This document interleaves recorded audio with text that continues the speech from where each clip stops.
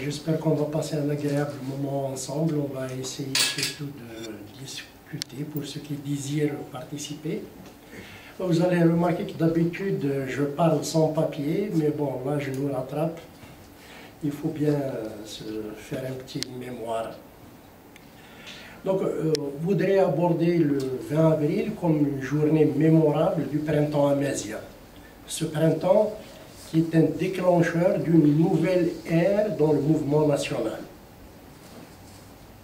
Mon souhait, c'est d'exposer une brève rétrospective de ce mouvement, donc relater l'histoire et non raconter des histoires ou des événements sporadiques ou prendre des raccourcis, des slogans ou des individus. Donc on va s'en tenir à l'essentiel. On va surtout essayer d'en tirer quelques leçons si possible. Juste rapidement, pour mettre un peu dans le contexte, personnellement, ce mois d'avril à Mézia de 80, c'est une période où je bouillonnais personnellement, j'étais très prolifique. C'était la période où j'avais produit pour Eid Flaouen, c'est notre groupe là. Eid Flaouen, les fameuses chansons de et tout ça. Mais le poème phare pour moi, ça reste celui que j'avais écrit en plein vraiment dans le mouvement et qui le résume un petit peu, qui résumé du moins cette époque-là déclencheuse. Un poème que j'ai appelé Ado. Le vent, c'est un vent qui a soufflé donc sur le pays et qui a fait ce qu'il a pu faire comme bien et comme mal. Donc si vous voulez bien, je vais commencer par ce poème et après on va aller, comme on dit, vers des choses plus sérieuses. Ado. يكرد وضوضق الصحان يجوجك التمدينين ثغليد ثاولة في جنوان يشمر مرار جاجين غفيوني مينان يساعد سر حراكين أضو ديك الدق صحان يرزا صار ما في شد يشلخ تجوري رصان يهدو لذي خامن يقلي جني ذا بركان يغلي دواني سوهامن ماشي ذا برغيد ومان دي ظانك نسقلافن حليلة يولا زدقان فتح ملي سافن أضو أيدي الصوظان دي النهاتي يكوي مغبان دي النهاتي نوذير لوزن دي النهاتي نوذي ياران دي النهاتي نوذي فوذن يدرست للي يغبان دي النهاتي نوي توصر من الطاسة يصبر مرفان دي النهاتي ذوي غرقن قلحقور الدنيا اللان دي النهاتي نوي غرقن ستمس دي غلين دي جنوان ثورا وين يدرغلن يزرع وين عوزقن يسلا وين يقوه من ينا أضو يفعل سكدورا بريدي سلوضا لوضا أدي رزق ويثيزولا غادي كسكري لان داجار يوذ غيسو من السوفا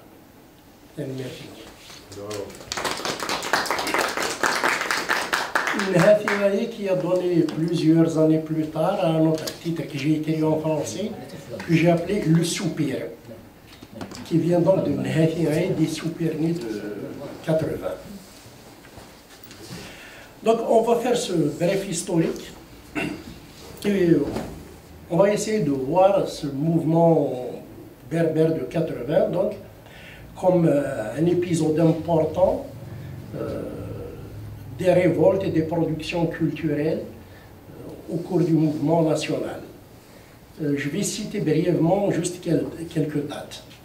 D'ailleurs, là, on va remarquer que dans tout ce mouvement-là, il y avait par moments, c'était des révoltes, par d'autres, c'est marqué par une grande production culturelle, et parfois, c'est les deux à la fois. Moi, je citerai 1871, connu, Cheikh Haddad al-Muqrani, c'était quelque chose vraiment précurseur. 1857, Farman Soumer, la bataille Charrevan et tout ça. Donc ça, ce sont des révoltes, c'était des révoltes. Sur le plan culturel, à peu près dans les mêmes années, il y a eu quelque chose. Je vais citer notamment Ben Sdira et Boulifa. Ben Sdira était un chaoui de Biskra et le premier à avoir enseigné la langue berbère à l'université d'Alger.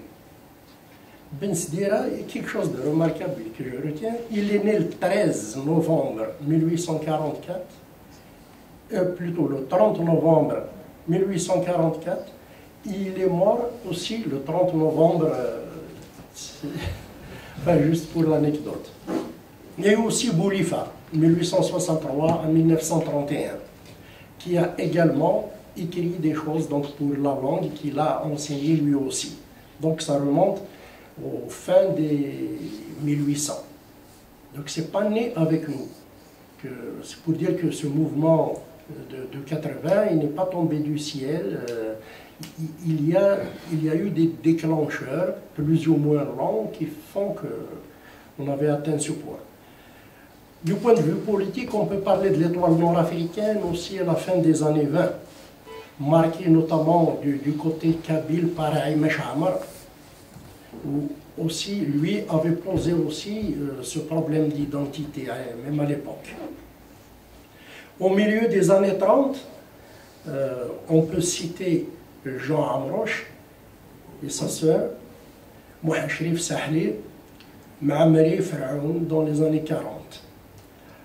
Juste pour rappel, Jean Amroche, qu'on a tendance un petit peu à oublier, je conseille à tout le monde de regarder un peu ses écrits, des choses qu'il osait écrire et la manière dont il s'attaquait au colonialisme. C'est quelque chose qui m'a toujours fasciné, que je lis personnellement, que je relis toujours. Moi, Shrif Sahli, par exemple, c'est un monsieur de philosophie qui avait enseigné à la Sorbonne dans les années 30. Il avait enseigné philosophie à la Sorbonne. Et aussi, il écrit pas mal en histoire, et c'est lui qui avait écrit le message de Jugurtha. D'où beaucoup plus tard la chanson de Ben Mohamed, donc chantée par Yidir Moqla Thamourt Mazia. Et puis bon, il y a des travaux bien connus de Mouloud Maamri et Mouloud Faraoun par la suite. Une autre date, 1966, l'Académie berbère de Paris. On ne va pas oublier deux personnages importants là-dedans, les fondateurs, dont le premier président, c'est l'anthropologue Abdelkader Rahmani, qui lui est du côté d'Awqas Souqlfni. Et ensuite, Mohamed Saïd Hinouz, un pharmacien à Paris, qui lui est originaire de Chemini, de Sidi Aïch. Il y a eu mai 68, on ne va pas l'oublier, parce que bon, ce n'est pas un mouvement kabyle ou algérien, mais c'était international, hein, le mouvement estudiantin de 1968, mais il nous a quand même touchés. Ça a touché énormément l'université d'Alger. Je me rappelle, on était des très jeunes adolescents au collège déjà, on avait fait grève sous le mot d'ordre solidarité avec les étudiants. D'ailleurs, ce mot solidarité, j'avais mis du temps pour le comprendre, mais je n'ai pas hésité à le répéter à toutes les occasions, solidarité avec les étudiants, mais j'ai mis du temps pour le comprendre. Dans les années 70, on peut retenir que c'est une période où on travaillait dans la semi-clandestinité. Il y avait deux pôles importants qu'on ne peut pas oublier. L'université d'Alger, qui était d'ailleurs la seule à l'époque, par la suite il y a eu Constantine et Oran, et l'université de Vincennes, à Paris. Il y a eu le fameux groupe de Vincennes qui avait beaucoup produit. Ensuite, il y a aussi l'inoubliable vague là, de la chanson moderne kabyle, qui a pu donc propager le message et nous faire connaître à l'international. Ça a été marqué notamment par les précurseurs Jamal Allam en France et Yidir en Algérie, et qui a rejoint la France lui par la suite aussi.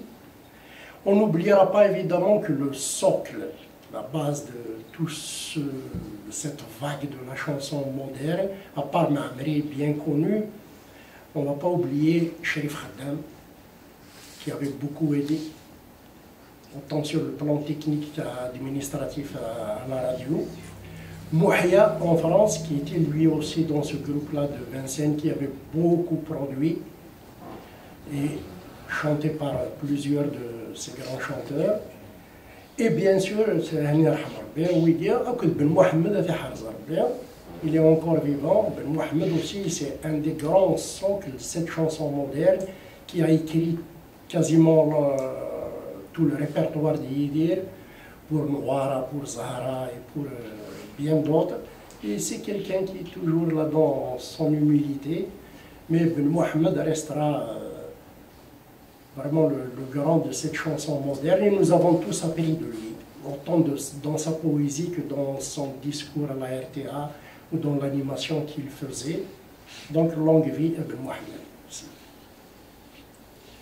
Alors, donc à cette époque-là, on comprend que la jeunesse était vraiment en effervescence, que la marmite bouillonnait, et qu'on savait qu'à un moment ou à un autre, là, le couvercle allait sauter.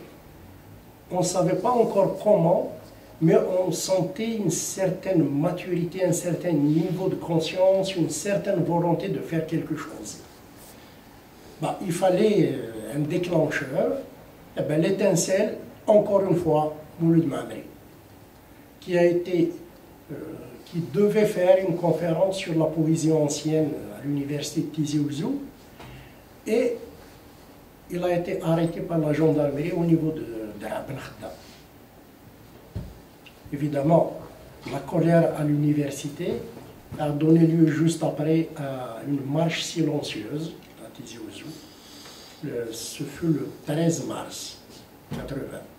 Une semaine plus tard, on a fait un grand gala à Boumerdès avec plusieurs artistes, un gala avec débat. On a chauffé les gens à blanc, comme on dit. Juste après, le 7 avril, c'était la première marche à Alger, au champ de manœuvre.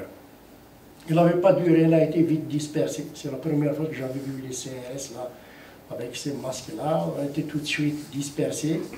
Personnellement, je me suis retrouvé un peu plus haut sur le Messonnier avec Ali Haddaden qui est là, Omar Zguena, je me rappelle, il avait perdu une chaussure et puis il s'est blessé au genou. Alors, on commençait à être désemparés. Qu'est-ce qu'il faut faire après ça? Parce que quelques minutes après, on a réalisé qu'on était dispersés par les CRS et qu'il pouvait se passer des choses. Qu'est-ce qu'on fait? Moi, j'étais quand même parmi les plus vieux. Hein? J'avais quand même 26 ans et demi. Là. On a commencé à envoyer les plus jeunes. On a eu l'idée de les envoyer vers les gares. La gare routière, la gare de chemin de fer, les stations de taxi. Dites aux gens qu'il faut qu'on se retrouve à la fac centrale. Parce que si on se dispersait, il y a eu quelques arrestations là, au champ de manœuvre, mais ils ont été libérés 3-4 heures plus tard, ils ont été relâchés. Alors, ça donc, ce fut le début. On se retrouve à la fac centrale, elle était pleine. On se regarde que faire, nos amis n'étaient pas encore arrivés, ils étaient au commissariat, on se regardait dans les yeux. Comme je disais, j'étais parmi les plus âgés, tous les regards étaient tournés vers moi, il fallait faire un discours. J'avais envoyé mon frère à l'époque pour acheter un microphone, je me rappelle. J'ai fait le premier discours donc. Le premier discours où je ne savais pas vraiment ce qu'il fallait dire. À part dire aux gens qu'il ne faut pas quitter l'université et qu'il faut revenir demain et qu'on ne va pas quitter tant que nos amis ne sont pas revenus. Je me rappelle, juste après, il y avait une madame Rahal qui était chargée de cours en économie qui avait pris le relais et elle avait un discours plus structuré, au fond souffle. Et quelques heures plus tard, nos amis arrivaient. Ils étaient relâchés du commissariat et donc le départ était donné. Il fallait qu'on se retrouve le lendemain. Le lendemain, j'avais ramené mon groupe, Idflaouen, qui était le premier groupe à chanter dans ce mouvement à Alger. Et puis ce jour-là, et puis les jours suivants, pour maintenir donc les troupes, on faisait cette animation. Et il y a eu d'autres groupes par la suite. Il y avait par exemple Debza, et puis il y avait d'autres qui n'étaient pas des groupes, mais d'autres intervenants dans le domaine. On avait même fait, je me rappelle, une délégation à la présidence. On a été à la présidence discuter un petit peu. C'était quand même, ça a marqué quand même une démarche. Et arrive enfin le 20 avril. Le 20, dans la nuit, la police est entrée dans les cités universitaires à Tizi Ouzou pour déloger les gens pendant leur sommeil. Il y a eu donc des blessés, il y a eu des arrestations. Au total, il y a eu 24 je crois, entre Alger et Tizi Ouzou. Donc voilà le fameux avril, plutôt 20 avril. Et depuis, bon, il y a eu des manifestations grandioses à Tizi Ouzou et à Alger. Le mouvement avait repris aussi au printemps 81, mais de façon moins ardente, je dirais. Alors à Alger, je parlerai plus d'Alger parce que c'est là-dedans que j'avais vécu ce mouvement. Pour moi, Alger reste vraiment la pièce maîtresse, vraiment la grande pièce maîtresse pendant ce mouvement. Parce que c'est à Alger qu'on a pu vraiment faire connaître le mouvement au niveau national et même international. On avait élargi le mouvement aux autres berbères. Au départ, c'était essentiellement kabyle, et puis c'était élargi aux autres kabyles. Il y avait un plutôt berbère, entre autres, en premier lieu, il y avait les Chouïens, et ensuite, bon, des Chaouïens, ci et ça, et tout de suite après, les arabophones aussi, algérois notamment, tout le monde avait quasiment rejoint l'université. Les revendications sont devenues, j'essaie de résumer, donc Tamazight et arabe populaire, ce qui était donc venu comme élément nouveau, qui n'était pas là au départ, mais à Alger, cette question est venue. Donc culture populaire, au lieu de parler de seulement kabyle, on parlait de toute la culture populaire. Écriture de l'histoire, une revendication centrale, les libertés démocratiques, les libertés de culte, la place de la femme. Donc ça commençait à dépasser un peu le seul souci de la langue. Ça s'est vraiment élargi. Donc élargi à toute la revendication démocratique, si l'on veut, dans sa globalité. Si je résume un peu, donc c'était à cette période où la rue et l'espace public, pour la première fois depuis l'Algérie indépendante, la première fois que l'espace public a été occupé par le citoyen. Le mouvement, on va retenir que c'est un mouvement pacifique. Nous n'avons jamais utilisé de violence sous quelque forme que ce soit. Et cette ouverture, c'est celle-là qui a permis juste après le mouvement 82 dans l'Oranie, 85 à Constantine, et puis 88 que tout le monde connaît.